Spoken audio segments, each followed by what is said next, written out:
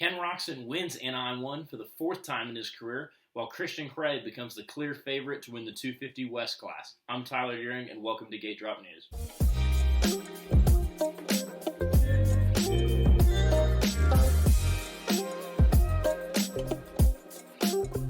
What's going on, everybody? My name is Tyler Deering, and welcome back to another episode of GDN. I don't even know where to start, to be totally honest. That race was insane. We had crashes from the lead in the 250 heat races.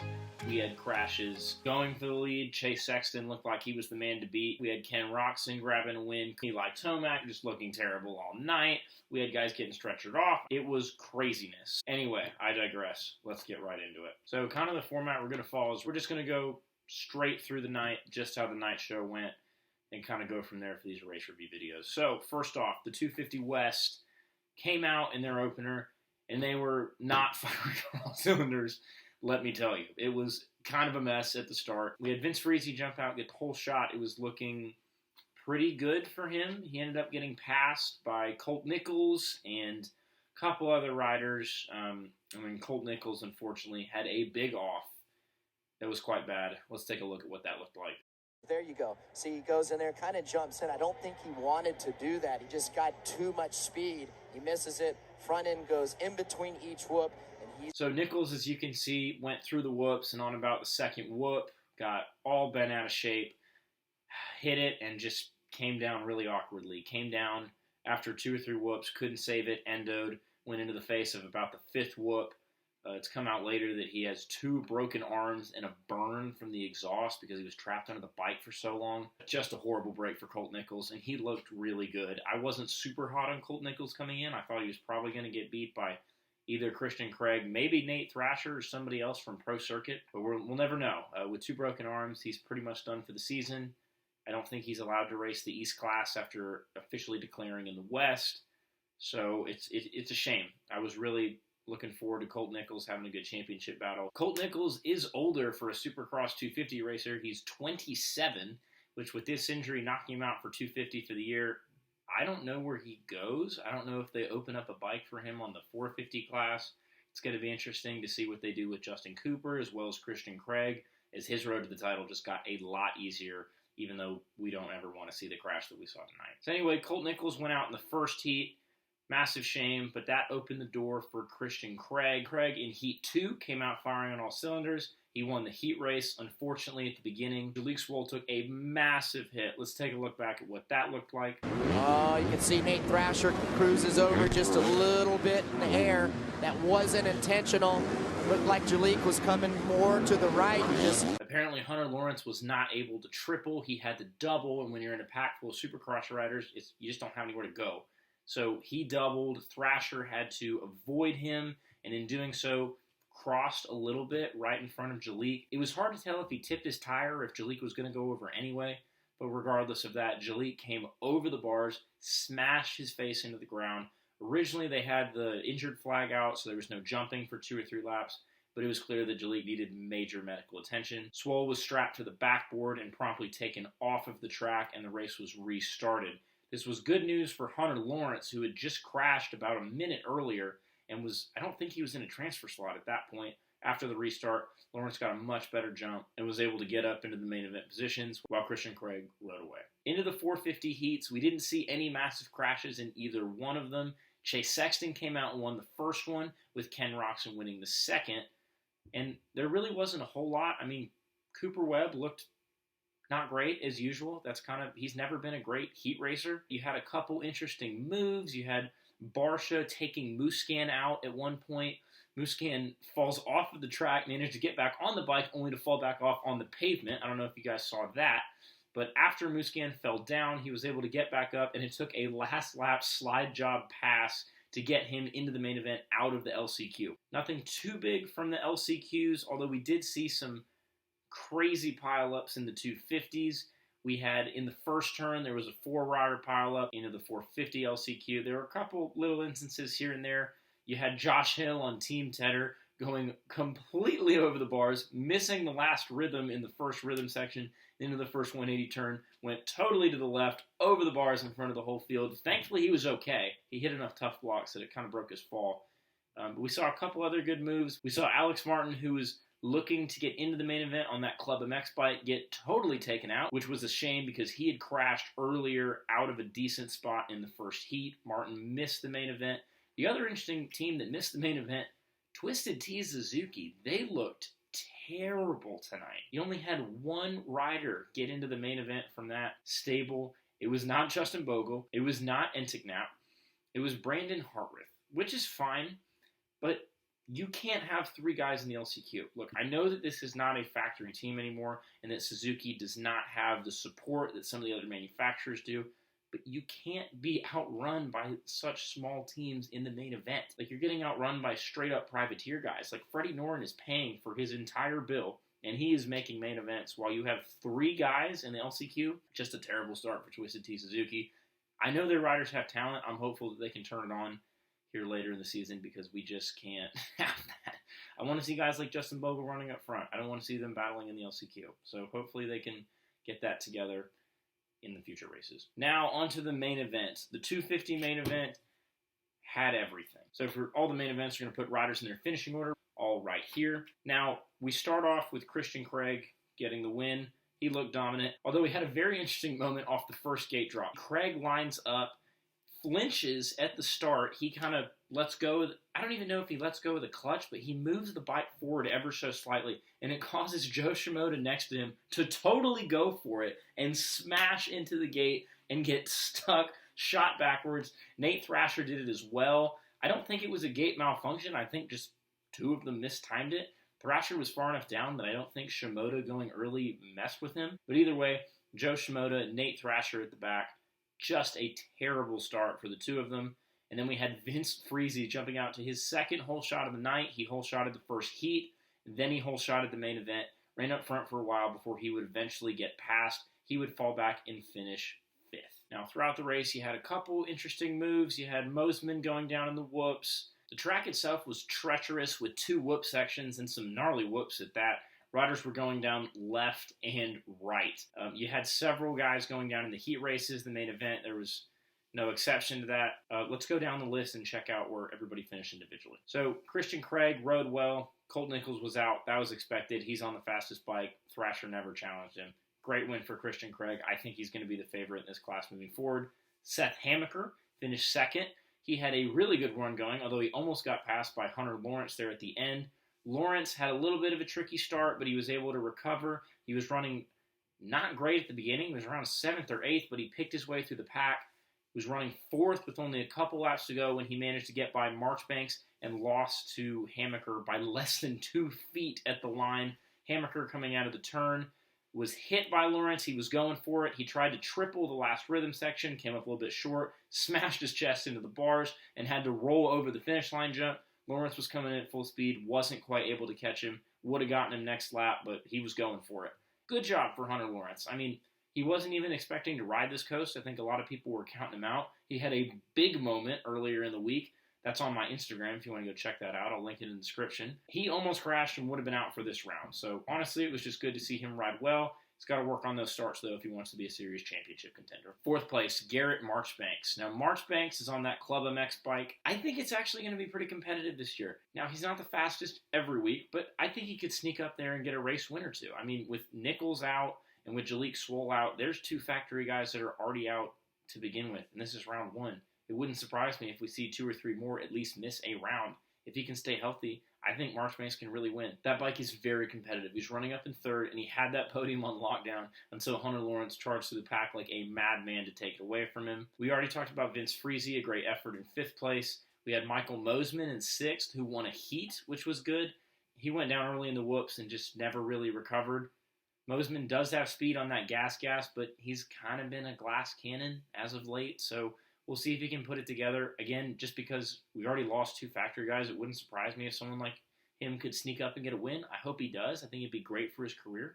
But he's going to have to put together some more consistency before I guarantee that he's going to get a win. Now on to 7th. Joe Shimoda was way off the pace tonight at the beginning. After the start, when he ran into the gate, he was way behind. Having to come through that many riders is always going to be a challenge. 7th was honestly pretty good for him because this could have been a terrible night where he finished 15th, and he at least came back from that. So props to Shimoda for that.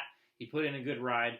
I think he's a decent starter. I think if he just doesn't run into the gate, he'll do better next time.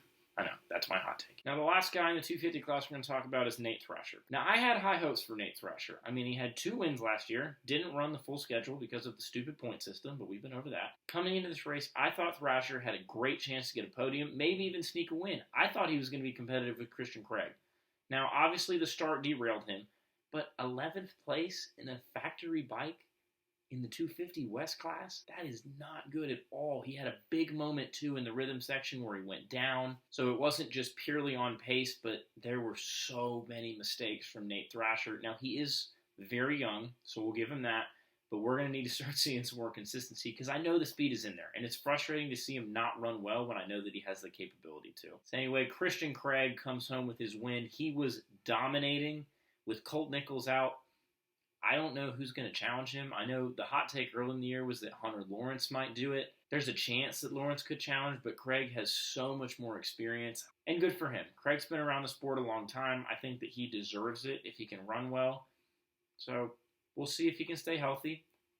I think it's his championship to lose. I don't really see anybody that jumps out at the moment that's going to reach out and take it from him. Okay, on to the 450 class, the main event of the night. Man, did we have a lot of storylines coming in. We had Malcolm Stewart, fastest qualifier. We have Chase Sexton getting a win in the heat race. I mean, it looked like, oh my goodness, is the parity finally going to happen? But here's the problem. Supercross is so much more than how you qualify. Look at Cooper Webb. Cooper Webb very rarely is topping fastest times in qualifying or even in the heats. It's not uncommon for him to run 3rd or 4th, maybe even 6th. What Cooper Webb does better than almost anybody is he just finds a way. When the track is rutted, he doesn't give up. He takes new lines. He jumps the whoops sometimes. He finds a way to stay on 2 wheels as much as possible and uses his fitness to the best of his ability. Now, we saw that earlier because coming out of the gate, it was the typical guys. We had Roczen up front. He got the whole shot, and Chase Sexton was chasing him down. After about 5-6 minutes, it looked like Sexton was going to pass him. And this wasn't surprising because it was reported recently that Roczen had been sick most of December, hadn't really been riding, wasn't in the best of shape. Rather than pull over and give him the position, Roczen fought Sexton hard. Sexton, in the first rhythm section, got in too deep, got squirrely on the brakes, went into the catch fence a little bit. It wasn't a bad crash, but it took him out of contention for the win. And that right there is why Chase Sexton hasn't won a race. He was probably the best rider tonight, at least for portions of it. His technique looked flawless. He was fast. He should have passed Roczen, and he probably should have ridden away from him. Instead, he had a little mistake. He got back up, and 2 laps later, he was on the ground again. He crashed in the whoops, which makes sense. Those whoops were really, really rutted. They were super hard, but he crashed again, and it's that compounding error that Chase will tell you it's holding him back. Now, it is only round 1.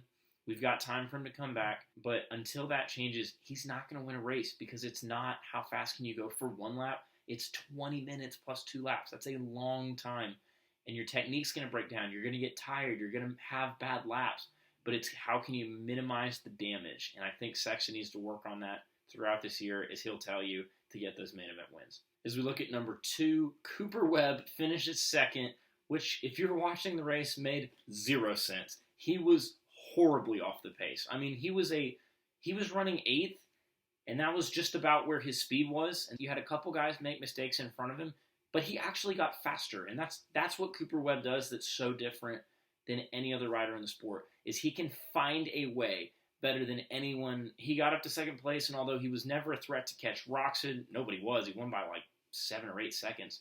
He minimized the damage to the point where he only got 2nd. It's performances like this, which is why he beats Ken Roczen. When Ken Roczen's on his best, I don't think anyone in the world's going to beat him.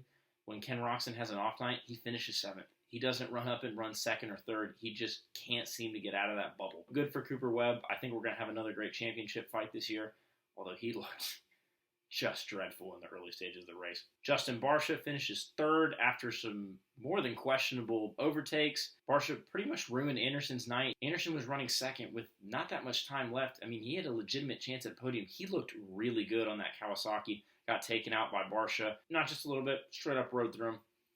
Plain and simple. It was Barcia making an aggressive move. Typical Barcia stuff. He finished 3rd. I mean, he was pretty quick, but I don't know. I think he might actually have some legitimate speed this year, but someone is going to take him out eventually because he was all over the place. He wrecked Marv earlier in the first heat, as I talked about earlier, and he drove straight through Anderson, totally ruined his night.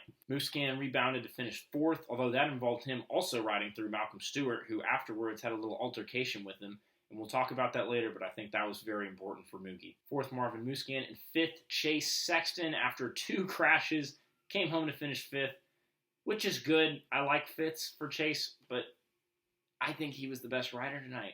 He was flying. He was winning heats. He just made a couple mistakes that ultimately cost him. I think if he can get his wrecks under control, he can definitely win a main event, and I'll be excited to see what he does for the rest of this year. 6th place, Eli Tomac. He was gone all night. He legitimately ran 11th to 12th. He got passed by Ferrandis at one point straight up for 11th. He just had no speed. Now, looking back at previous Anaheim 1 results, this isn't entirely surprising. Tomac has never really done well at the opening round, so I don't think it's time to panic just yet. He did finish 6th, so it wasn't a horrible points day, but it was just strange to see that number 3 well off the pace. So Tomac minimized the damage best he could, finished 6th. 7th was Malcolm Stewart, who was actually running better than that before he got taken out by Marv. Although he did get taken out, I think this is actually a good thing for Malcolm Stewart. Stewart, throughout his racing career, has never been someone that has that fire. Hence why he only has 1 podium, even though he's ridden for several factory teams. Stewart came out today, set the fastest qualifying lap, something I haven't seen him do ever.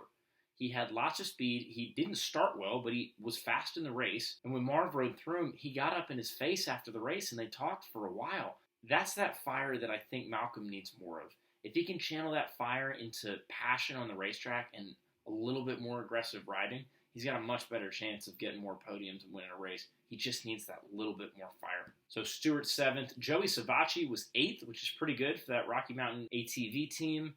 Good run for him. 9th place, Aaron Flessinger. Definitely the worst factory rider all night. At one point, he was 15th. And not after the start, he was legitimately 15th. Because of the carnage ahead of him, he salvaged the top 10. I'm a little worried for AP fans because he was really bad. Like, not just a little bad, he was really bad. Hopefully he can turn it up. It is a new bike. Obviously, it's going to take some time to get used to. It was a little bit alarming, and he was that far off the pace. Anderson finished 10th. We talked about earlier. That was just after the takeout, with Adam Cianciarulo in 11th, which was disappointing. Cianciarulo was up in the top 3. I don't think he had a crash unless I missed that, and the broadcast didn't show it, but you could tell, I mean, he was just not 100%. He was pretty good in the heat races just because they were shorter, but after about 10 minutes, you could tell that shoulder just wasn't strong enough. I mean, he's only been riding since Monday after a couple weeks off. So it was good that he didn't re-aggravate it, to my knowledge, but he's going to need some more rest before he becomes a threat to win a main event. Justin Brayton brought it home 13th. He actually finished 2nd in his heat race. He's got some speed. He started okay. It's just with the length and time of these main events, it's going to be a little bit more difficult to make it the whole way. But Brayton did have some speed. It was good to see him up front for a little bit. We're going to end with Dylan Ferrandis, though. Ferrandis finishes 16th, which is a huge hit in the points. Can't finish 16th. That's really bad. Ferrandis got a terrible start, as per usual. Not the greatest starter. Got up, was battling Sexton. He came into the whoops. Chase Sexton had a huge moment. Sexton goes down. Ferrandis had nowhere to go. And aboard his Honda, the 23 goes inside. Dylan Ferrandis and gets the Yamaha man. So that was for 6th. Uh-oh, his bike stalled. Dylan Ferrandis' bike stalled. Can't get it going. There you go. He recovered, didn't have a huge crash, but he stalled the bike, lost a ton of time, plummeted back, and was not able to make it up because it was way too late. This is a huge points hole for Ferrandis. And to be honest, unless he starts getting better starts, this isn't going to change. The way that he would kind of do it in moto is that he wouldn't get the greatest starts usually, but he would get it just good enough to where he could make up all of that time. He is good later in the runs as it goes on. He's not somebody that I think struggles like a Brayton or even like a Cianciarulo sometimes, that they just don't have the distance to go further. In Supercross, there's so much carnage that if you're in the middle of the pack, you might not make it out of the first rhythm section because there's so many riders and there's so much chaos, and it's way harder to pass because everybody's so much tighter together. So unless Ferrandis really can start better, I think we're going to see more incidents like this. He might get one if he can get a great start at like a Daytona, maybe Atlanta. He's a good enough rider to win a Supercross race. I believe that. He's just got to get those starts down so he's not having to fight an uphill battle the entire time. Anyway, guys, that's all I have for you. What an opening round. Sad to see all the injuries in the 250 class, but other than that, the racing was fantastic. We had bar-to-bar action all night. Round 2 is coming up next weekend. Super excited to keep covering that for y'all. I'll be at a couple races on location this year as well. I'll let you know when those are going to be. But thank you so much for tuning in. This has been Gate Drop News. I'm Tyler Deering, and I'll see you in the next one.